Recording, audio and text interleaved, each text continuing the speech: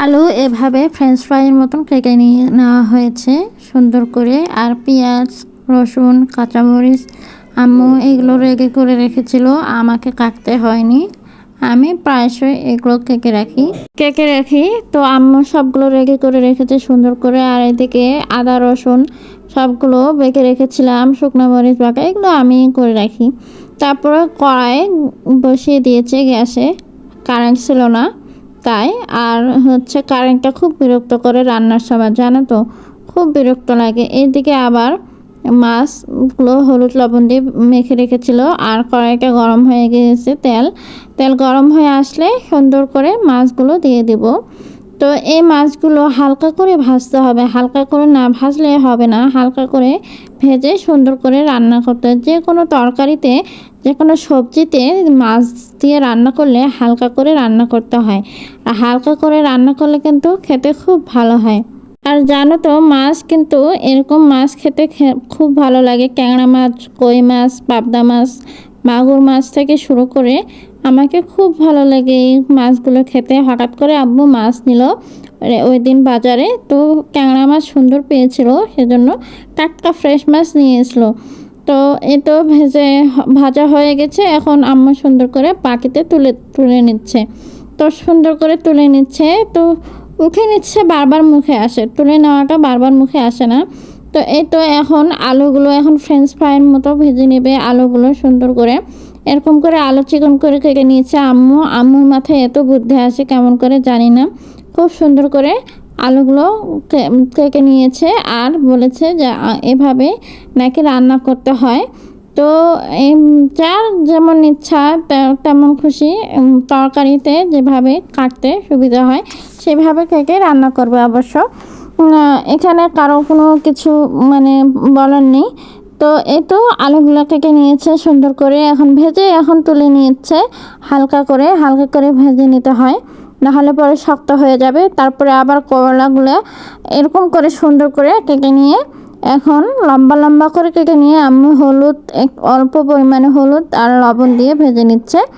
করলা এভাবে কেটে কোনোদিন আমি রান্না করা দেখিনি। আম্মু কার দেখে যে রান্না করতেছে তাও আমি বলতে পারতেছি না। করলাগুলো এখন তুলে নিচ্ছে, নিয়ে এখন এখানে জিরা ফোড়ন দিয়েছে আর শুকনা মরিচ। জিরা ফোড়ন শুকনা মরিচ দিলে একটু নাকি সেন্ট হবে, তাই আম্মু পেঁয়াজ দিয়ে দিল। এখন পেঁয়াজ কুচি দিয়ে দিল, আর যেগুলো পেঁয়াজ কেটে রাখা ছিল সেগুলোই দিয়ে দিল। রান্নার জন্য সব কিছু আগে রেডি করে রাখা থাকলে খুব সুন্দর করে রান্না হয় কিন্তু, তাই না? তো এই তো আম্মু সুন্দর করে ভেজে নিয়ে হালকা করে ভেজে নিয়ে এখন করলা আলুগুলো দিয়ে দিবে সব কিছুই। তো দেখতে দেখতে মনে করেন আমার রান্নাটা প্রায় হয়ে যাবে। তো এই তো কাঁচামরিচগুলো দিয়ে দিল। তো কথা বলতে গেলে একটু ভুল হয়, তো ভুল হয় ধারণার বাইরে। আমি এত চেষ্টা করে সাজিয়ে গুছিয়ে কথা বলবো। এই তো শুকনো মরিচ বাটা দিয়ে দিচ্ছে। বাটা মশলাগুলো দিয়ে দিলে অনেক স্বাদ হয় রান্নাতে। আপনারা তো প্রায় জানেন রান্নাতে সব রকম মশলা বাটা দিলেই অনেক স্বাদ।